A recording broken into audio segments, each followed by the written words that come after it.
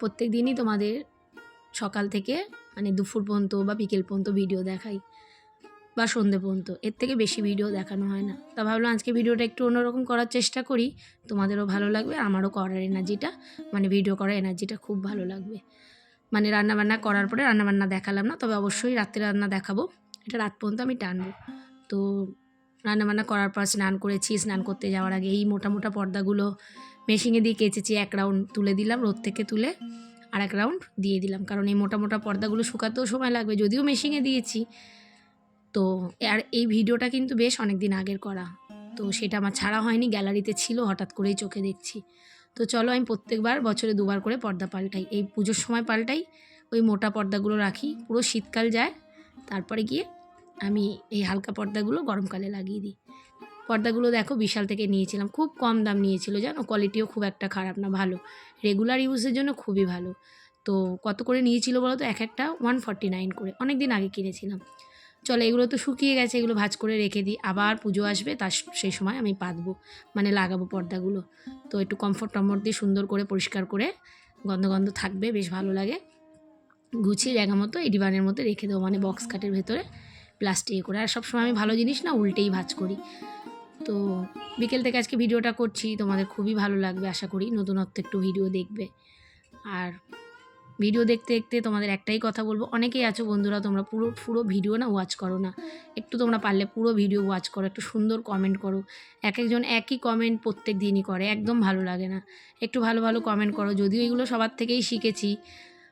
তো চলো, একটু জ্ঞান দিয়ে নিলাম, তোমাদেরকে ভালোবাসি তাই বললাম, একটু সুন্দর কমেন্ট করলে কি কাজ করার এনার্জিটা খুব পাওয়া যায়। ছোটো মেয়েকে একটু লেবুর রস করে দিলাম, ও না একদম চিবিয়ে খেতে চায় না, লেবু ফল টল একটু জুস টাইপের করে দিলেন ও খায়। তো খেয়ে উঠে ঘুমাচ্ছে, আমি ওকে একটু রসটা করে দিলাম, একটু বিরক্ত হয়ে গেল, সবে চোখটা লেগেছিল ওর। তো আমার তখন পুজো টুজো দেওয়া বাকি। আর দেখো আমার মেয়ে তো গোপাল সোনার অঙ্গরাগ করে, তোমরা অনেকেই জানো, আর এই ভিডিওটা কিন্তু বেশ 2 সপ্তাহ আগের। তো দুটো গোপাল আজকেও অঙ্গরাগ করতে এসছে, তো আমি পুজো দিতে বসেছি, মেয়ে এদিকে অঙ্গরাগ করছে, আমি আমার পুজোর কাজ করব। এটা মোটামুটি কমপ্লিট হয়ে এসছে। তো এবারে আরেকটাকে ধরবে, এদের বিকেলের মধ্যেই আবার নিয়ে দিয়ে আসতে হবে, কারণ গোপাল সোনাকে তো অভুক্ত রাখা যায় না, আর বাড়িতে গোপাল না থাকলে একদম ভালো লাগে না। আর গোপাল সোনা পাঠিয়েছে যারা না, তার মধ্যে একজন এই দেখো আমার গোপাল সোনাদের জন্য কত খাবার পাঠিয়েছে, আমিও তাদেরকে দিয়েছি, তবে আমি আর সেরকম অতটা দিতে পারিনি, অল্প দিয়েছি। এর এখনও চোখটা আঁকা হয়নি, এবার আমার গোপাল সোনাদের সেবা দিচ্ছি, তো আমার কেমন লাগছে, তোমরা এইভাবে দিলাম বলে সেবা কিচ্ছু মনে করো না বন্ধুরা, কারণ যারা গোপাল পালে তারাই জানে গোপালকে যারা ভালোবাসে। তো ওকে একটু সেবা দিয়ে দিলাম। আর এই চার্জের ফ্যানটা আমার বর কিন্তু আগেরবারে গরমকালে এনে দিয়েছিল, বেশ সুন্দর, চার্জ দিয়ে দিই, অনেকক্ষণ চলে, আবার চার্জ দিই, কারণ খুব সুন্দর হাওয়াও জানো তো, ঠান্ডা ঠান্ডা একটু জল দিলে না মানে কুলারের মতো হাওয়া বেরায়, বেশ ভালো। খুব একটা দামও নেয়নি, জানি না এই বছর কত দাম, কেন খুব ট্রেন্ডিং চলছে এই পাখাটা এখন। আমি যখন নিয়েছিলাম 600 টাকা নিয়েছিল। এই তো দেখো বড় গোপালটা অঙ্গরাগ হয়ে গেছে, ছোটো গোপালটা আগেও হয়ে গেছে, এবার কেমন হয়েছে তোমাদের একটু জানানোর পালা। অবশ্যই কিন্তু মেয়ের জন্য একটা সুন্দর কমেন্ট করো কেমন হয়েছে। বিকেলে চলে এসেছি বাসনের দোকানে, তো এসে দেখছি কি মা আর বাবাও বাসনের দোকানে বসে আছে। আর এই যে আমাদের বিল্ডিংয়ের দেবজিতের মা যাচ্ছে, যেই দেখেছে আমাকে ব্লগ করতে বলছে, আমাকে একটু ব্লগে নাও, তো ওকে একটু ক্যাপচার করে নিলাম। তো চলো কী নিচ্ছি তোমাদের দেখাবো। এই যে কড়াইটা তো রান্না করা মোটামুটি আমার হয়েই গেছে, আমার ভাইয়ের বউরা যেনকে এসেছিলো, মানে ভোটের রেজাল্টের যেনকে ছিল, ওই ভিডিও ছাড়া হয়েও গেছে, তো সেই ভিডিও বুঝলে অনেক দিন আগের।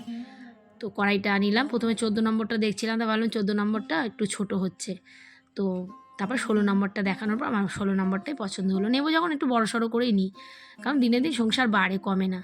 আর জানো তো এই দোকানটা খুব ভালো, না দুটো দোকান, একটা টফিন রোডে, আমি একটা ছোট ভিডিও ছেড়েছি, এক দিদি জানতে চেয়েছে কোথায় ওনার দোকানটা, টফিন রোডে একটা আছে, উনি সকালে খোলে, সেটাতে একদম জেনারেল হসপিটালের আগে, কি মা তারা দোকানটার নাম ঠিক মনে পড়ছে না।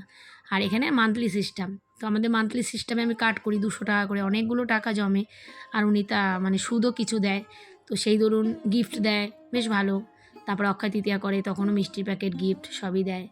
তো ওই যা কার্ডে টাকা হয়েছে সেখান থেকে আমি কড়াইটা নিলাম, এখনও অনেক টাকা আছে। আর গোপাল সোনাকে পেলেই ডলেই দোকানে আসলেই খেলা করতে থাকে। শুধু ওই কড়াইটা নিইনি, এই ইডলি মেকারটা আমার অনেক দিন ধরে টার্গেটে ছিল নেব, তো এই যে একটা ইডলি মেকারও নিয়ে নিলাম, বেশ সুবিধা হয়, মানে অনেকটা টাকা একসাথে বেরালোও না, আর জিনিসটা আমার চলে আসলো, তাই না? তো দেখলা তোমাদের আর দেখাবো না, বাড়ি গিয়ে যে কী নিয়েছি, বড় কড়াইটা নিলাম আর ওইটা নিয়েছি। তো চলো যাওয়ার আগে একটুখানি মুদি সদাই নিয়ে নিলাম, দোকানটা খালি দেখে। ওনার কাছে অনেক দিন ধরেই কাট করি, আমরা করি, আমার বোন করে। তো 100 টাকা থেকে শুরু। এবার তোমার স্বার্থ মতো তুমি 100, 200, 500 যে যেরকম করতে পারবে। আমি এখন 200 করে করি, আগে 100 করে করতাম, তো চোখে দেখতে পারতাম না টাকা। নিজেই ধরবি কোথায় আমাকে জানে নিয়ে এসছে, ওই ভারী কড়াই নিয়ে কড়াইটা লাস্টে একটা দোকানে রাখলাম। সে রাতে আজকে সিমুই পায়েস খাবে। আর এই দুধের প্যাকেটটা বইতে গেলে ওর কষ্ট হয়, বাইরে হাওয়া দিয়েছে দেখুন। ও ভাই, এই ছোট হাওয়া দিয়েছে, বৃষ্টি নামবে। ছিল একটা বড় কড়াই কিনবো বলছিলাম, চলুন হয়েও গেল ওই সুযোগে। আর আমার যেহেতু মান্থলি কাট করা আছে, কোনো অসুবিধা হয় না, একবারই দিতে না কষ্ট হয়। আমারও দুধটা খুব দরকার ছিল। তো চলুন, কড়াইটা দাম নিল ওই 1200 কত হয়েছিল, দাম নিল হচ্ছে 1200 টাকা নিল, এই খুচরোটা ছাড়লো, এই আর কি। ভালোই হয়েছে আমাদের। ওই দোকানে কাট করলে না আরেকটা বেনিফিট হচ্ছে, তোমার ধরো কোনো অনুষ্ঠান পড়লো, হাতে টাকা পয়সা নেই, তোমার টাকা জমেছে, তুমি ওখান থেকে গিফট কিনে দিতে পারো, মাইনাস করে দেয়, খুব সুবিধার। কাকুর ব্যবহার তো খুব ভালো, খুব সুন্দর, অমায়িক ব্যবহার, নন বেঙ্গলি উনি। ডলি ইদানিং একটু কুকুরকে খাবার দিচ্ছে, ওর খুব পছন্দের একটা কাজ হয়েছে। তো কুকুরের জন্য 2টো বিস্কুট কিনে দিয়েছিলাম ডগিদের জন্য, তো ওদেরকে বিস্কুট খাইয়ে উপরে চলে আসলাম। এসে আমার কাজে আমি হাত দিলাম, জামা কাপড় ভাঁজ করব, অনেক এক্সট্রা কাজ থাকে যেন, সেগুলোকে এখন করি। সন্ধ্যের পরেও অনেক কাজ থাকে আমাদের, যেগুলো আমরা হচ্ছে ধরিই না হয়তো কাজের মধ্যে, আমরা সকালের কাজটাই বেশিরভাগ মানুষই ধরি। তো এত কাজ থাকে না সারাদিনই, মানে কোথা থেকে যে সময় চলে যায়। আমি আমার কাজ করছি, ছোটো মেয়ের পড়াশুনো করছে, চলো জামা কাপড় ভাঁজ করে এবার জায়গা মতো ঢুকিয়ে দিই। ইউটিউবে কাজ করতে আর না কীরকম একটা যেন লাগছে, আর ভালো লাগছে না জানো তো। মানে এত স্ট্রাগল করছি, সংসারের কাজ, ইউটিউবের কাজ, এডিটিং যারা করে তারা জানে, শুধু ভালোবেসে ফেলেছি বলে না ছাড়তে পারছি না, বিশ্বাস করো বন্ধুরা। এত ভালোবেসে ফেলেছি না, মানে ভাবি এক একদিন ক্যামেরা ধরবো না, আবার ভাবি কি না তীরে এসে তরি ডুবাবো, সেই ভেবে না আর করছি না, ভালোই লাগে না।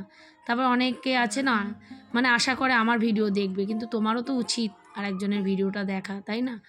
তো আমরা তো নিঃস্বার্থভাবে সবার ভিডিও দেখে দিই, কিন্তু জানি না আমাদের ভিডিও কজন দেখে।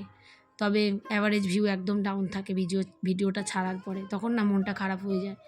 মানে দেখো এখন এই সময় যে আমি ভয়েস দিচ্ছি না, রাতে রান্না চাপিয়ে এসে তারপরে ভয়েস দিচ্ছি, একটু করে ভয়েস দিই, আবার গিয়ে কাজ করি, এই করতে থাকি জানো তো। আর আমরা যারা ঘরে থাকি সবসময়, তাদের কাজের তো আরোই শেষ হয় না। যাই হোক চলো, আর কিছু করার নেই, দেখি কতদিন টানতে পারি। স্বপ্ন তো অনেক কিছু আছে করার, তবে খাটতে হবে, এটা জানি। স্বপ্ন দেখলে হবে না, স্বপ্নটা পূরণ করতে গেলে প্রচুর স্ট্রাগল করতে হবে, এটা আমার হাজব্যান্ডকে দেখে শিখেছি। আর রিস্ক নিতে হয়, আমার হাজব্যান্ড লাইফে প্রচুর রিস্ক নিয়েছে, প্রচুর, এত রিস্ক নিয়েছে না, মানে ওইটুক বয়স থেকে প্রচুর রিস্ক নিয়েছে। চলো জামা কাপড় ভাঁজ করে জায়গা মতো ঢুকিয়ে চাল টালগুলো ঢেলে নিলাম। আর ওই যে দুধ নিয়ে আসলাম, ছোটো মেয়ের বায়না সিমুই পায়েস করবে, তো বড়ো মেয়ে বললো মা আমি দাও করি, ওই সব মিষ্টান্ন করতে ভালোবাসে। তো চলো একটু হেল্প করলে বেশ ভালোই হয়, বিকেলের দিকে ওরা থাকে যখন একটু হেল্প করে। আর এই যে কাশ্মীর থেকে কেশারটা এনেছিলাম, মানে ভুলে গেছিলাম অ্যাকচুয়ালি, তা আমি হঠাৎ করে মনে করলো, তো সিমুই পায়েসের মধ্যে না কেশারটা দিয়েছি, এত টেস্ট হয়েছিল, মানে কেশার দিয়ে পায়েস আমি কিন্তু এই ফার্স্ট টাইম খেলাম নিজের ঘরে। তো এত টেস্ট হয়েছিল না, মানে কি বলবো, খুব টেস্ট হয়েছিল সিমুই পায়েসটা, সিমুইটাও খুব টেস্টি ছিল। হালদিরামের একটা প্যাকেট নিয়ে এসেছিলাম। এবার ছোটো মেয়ের বায়না দেখো, সব তরকারি আমি ফ্রিজে ঢুকিয়ে দিলাম। আর দুবেলায় তো রান্না রোজই থাকে মোটামুটি, তো সেটা তো আর ভিডিও করে দেখানো হয় না, দুপুরেরটাই দেখাই। তো দুপুরে যেটুক তরকারি ছিল না ফ্রিজে ঢুকিয়ে দিলাম। ছোটো মেয়ের বায়না মা এটা কোনো লিস্টের মধ্যে ছিল না, যখন দিদি সিমুই পায়েস করেছে তাহলে একটু লুচি আর আলুর দম করো। আরও তো কদিন আগে শরীরটা খারাপ ছিল, তোমরা সবাই জানো, তোকে সেরকম খাবার দাবার উল্টোপাল্টা দিইনি, সবসময় সেদ্ধ টেদ্ধ এইসবই দিয়েছি।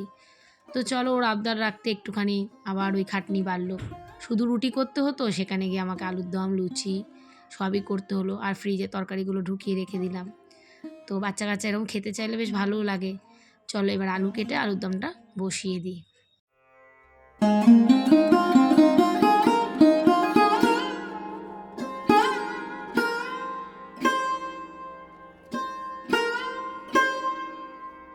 প্রত্যেক দিনই কিন্তু রাতে দুবেলা রান্না থাকে, তো সেটার ভিডিও করে দেখানো হয় না তোমাদের।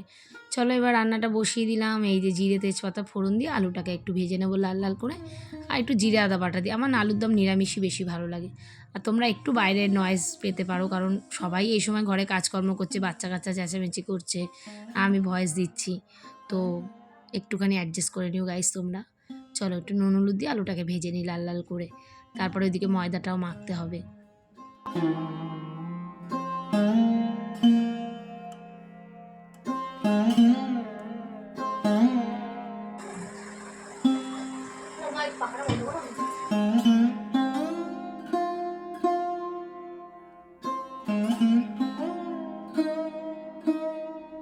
আলুর দমটা কষানো কমপ্লিট, ওদিকে একটু গরম জল বসিয়েছি, আলুর দমে দেবো আর একটু ময়দা মাখবো। আমরা ময়দার লুচি কিন্তু খুব একটা খাই না, খুব কম। তো আজকে দেখলাম আটাটা বারণ, তো আজকে পুরোটাই টোটালি ময়দার লুচি করেছি। নাহলে আমরা কিন্তু আটার লুচিই খাই বেশিরভাগই, কারণ ময়দাটা অ্যাভয়েড করা খুব ভালো। আর গরম জল দিয়ে ময়দা মাখলে না লুচিগুলো নরম হয়, বা পরের দিন যদি থাকে সেটাও খুব সফট থাকে। তো আমি সোফায় বসে বেলে দিচ্ছি, বড় মেয়ে বললো দাও আমি ভেজে দিই মা। তো সুবিধা হয়েছে, যেহেতু অনেকটা রাত করে রান্না বসিয়েছি, এগুলো করতে দেখো সময় তো লাগবে। তখন প্রায় 10টা বেজে গেছে জানো, তার ছোটো মেয়েটারও খিদে পেয়ে গেছে, কারণ সন্ধ্যাবেলা ভারী কিছু খাইনি। তো ওকে আগে কটা ভেজে দিই, তারপরে আমাদেরটা ভাজবো। আর লুচিগুলো দারুণ ফুলেছিল, দারুণ। লুচি টুচি করলে মেয়েরা মোটামুটি হেল্প করে আমাকে। প্রদীপ আজকে এসে অবাক হয়ে যাবে, কারণ বেশিরভাগই আমরা রুটি খাই, আটার জিনিস খাই। তো ও ভীষণ ভালোবাসে, তবে গরম গরম খেলে ওর ভালো হতো। চলো ছোটো মেয়েকে আগে খাবারটা দিয়ে দিই, ওকে আবার খাবার পরিপাটি করে দিতে হবে, এটা হচ্ছে ওর অর্ডার।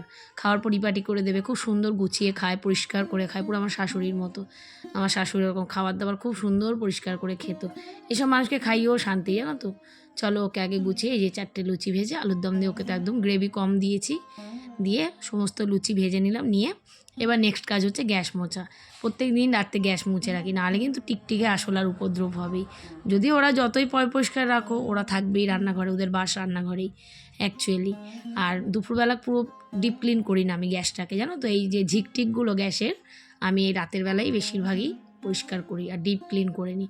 কারণ সকালবেলাও তো উঠেই তো রান্নাঘর, আমাদের মহিলাদের তো হচ্ছে সব কিছুই রান্নাঘরে না। তো শুতে যাওয়ার আগে আর খাওয়ার আগে এই যে আমন্ড বাদাম আর কিশমিশ ভিজিয়ে রাখলাম। তোমরা যারা না একটু শরীর উইক, মাথা ঘোরে, তোমরা কিশমিশ ভিজিয়ে রাখবে। ওই ভিজিয়ে রাখা জলটাও খাবে আর কিশমিশটাও খাবে, আমি নিজে খুব উপকার পেয়েছি জানো তো। তো ওইটাই করি। আর এই যে দেবজিৎ প্রদীপ উঠছিল, প্রদীপের সাথে উঠে এসছে, এবারে খাবে আমাদের বাড়িতেই বায়না। তো চলো ওকে নিয়ে আমরা একসাথে নিচে বসে খেয়ে নিলাম, খাওয়াটা বেশ জমে গেছিলো। তো চলো বন্ধুরা, ভিডিওটা এখানেই শেষ করলাম। তোমরা ভালো থেকো, সুস্থ থেকো, সাবধানে থেকো।